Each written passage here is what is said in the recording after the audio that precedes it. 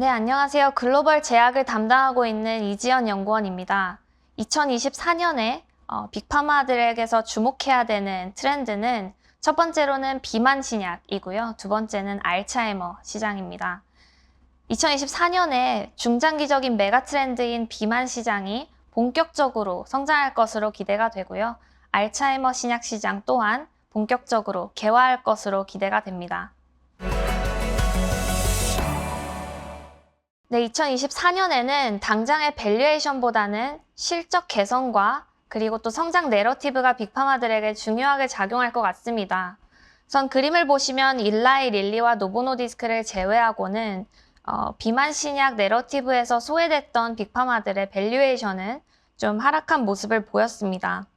다만 섹터 전반적으로 봤을 때는 2024년에는 실적 가시성 개선이 기대가 되면서 이 빅파마들의 실적이 다시 올라올 것으로 기대가 되는데요.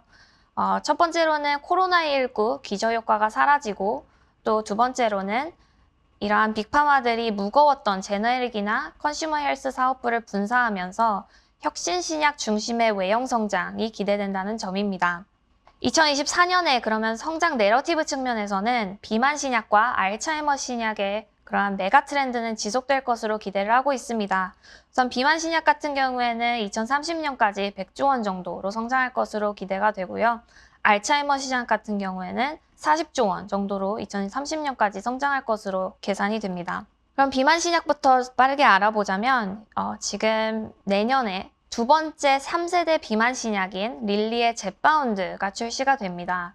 이 젯바운드는 지금 나와 있는 노보노디스크의 위고비보다 효용성이 훨씬 높기 때문에 비만 신약의 수요가 한 번 더 커질 것으로 그렇게 예상이 되고요. 또한 위고비가 경구용 치료제로 내년에 나올 것으로 예상이 되기 때문에 경구용 옵션도 생기면서 시장 확대에는 속도가 붙을 것으로 그렇게 예상이 됩니다.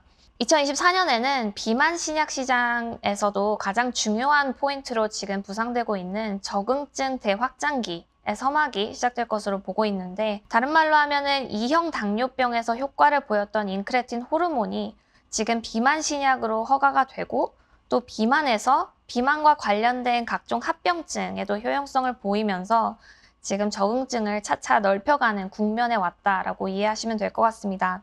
그래서 내년에 지방간염에 대한 임상 데이터가 터제파타이드와 세마글루타이드가 둘 다 상반기에 발표 예정이 되어 있고요. 또 만성콩팥병 데이터도 내년 상반기에 나올 거고, 또 터제파타이드, 그러니까 릴리의 젯바운드가 기대하고 있는 그러한 임상 중의 하나인 수면 무호흡증 임상도 내년 상반기에 발표될 예정입니다. 저희가 신규 모달리티에도 좀 주목해 볼 필요가 있겠습니다. GLP-1, GIP뿐만 아니라 삼중작용제, GLP-1, GIP 글루카곤 뿐만 아니라 아밀린이라든지 CB1이라든지 GIP 기량제라든지 다양한 모달리티에 대한 연구 성과가 내년에 나올 것으로 기대가 되고요. 저희가 특히 주목하고 있는 물질은 릴리의 삼중작용제 레타트루타이드, 베스트 인 클래스를 도전하고 있는 물질이고, 또 노보노디스크 같은 경우에는 카그리세마, 레타트루타이드와 경쟁하고 있는 물질입니다. 그리고 암젠의 다크호스 물질인 AMG 133 데이터 업데이트도 저희가 주목해 볼 만합니다. 알츠하이머 시장으로 넘어가 볼게요. 지금 알츠하이머 첫 번째 신약인 이제 아두헤미 상업화 실패를 겪으면서 잠시 주춤했던 시장인데요. 올해 7월에 에자이의 알츠하이머 신약인 레켐비가 정식 승인을 받고 또 CMS로부터 보험 적용을 받기 시작하면서 처방수가 급격하게 증가한 것을 보실 수가 있겠습니다. 10월 말에 800명 정도 처방이 받았는데 내년 3월까지 10,000명 정도 예상하고 있고요. 매출액 가이던스는 6,600만 달러로 제시를 한 가운데 알츠하이머 시장이 본격적으로 개화하는 국면에 왔다라고 이해하시면 될 것 같습니다. 그리고 지금 알츠하이머 신약이 2개가 나왔는데 세 번째 신약이 나올 예정입니다. 릴라이 릴리의 도나네맙이라는 물질인데요. 도나네맙은 내년 1분기쯤에 FDA로부터 승인 여부가 확정이 될 것 같습니다. 도나네맙 같은 경우에는 레켐비 대비해서 효용성은 높고 안전성은 조금 낮은 그런 물질인데, 이 두 물질이 비만 시장에서는 위고비와 젯바운드처럼 알츠하이머 시장을 리딩해 갈 것으로 기대를 하고 있습니다. 알츠하이머 신약도 지금 정맥주사 제형으로만 나와 있는데 환자 편의성을 증대하기 위해서 이제 제형 변경이 되고 있습니다. 릴리의 램테너터그도 알츠하이머 신약 물질인데 지금 피하 주사 제형으로 개발이 되고 있고요. 내년 아마 상반기 내로 데이터 업데이트가 될 것으로 기대가 되고 있습니다. 그리고 에자이의 그 레켄비는 SC 제형으로 내년 1분기에 허가 신청을 할 예정입니다.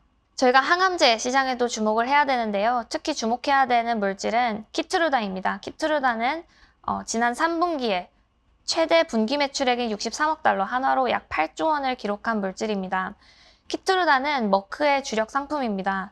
각종 암종에 사용이 되는데 현재 16개의 암종에 승인을 받은 바 있습니다. 이 키트루다는 정맥주사 제형으로 2028년 특허 만료를 앞뒀는데요.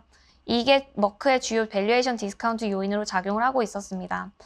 그런데 이제 내년 하반기에 키트루다를 피하 주사 제형으로 바꾼 키트루다 SC MK3475A에 대한 데이터가 나올 것으로 예상이 되는데 만약에 데이터가 잘 나온다면 매출액의 그 감소 50% 정도는 방어할 수 있을 것으로 기대되는 굉장히 중요한 임상시험이라고 저희는 주목하고 있습니다.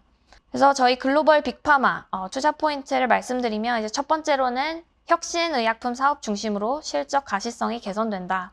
그리고 메가트렌드인 비만 신약과 알츠하이머 시장이 본격적으로 개화한다는 점이 2024년 전망의 투자 포인트로 말씀드릴 수 있을 것 같고요.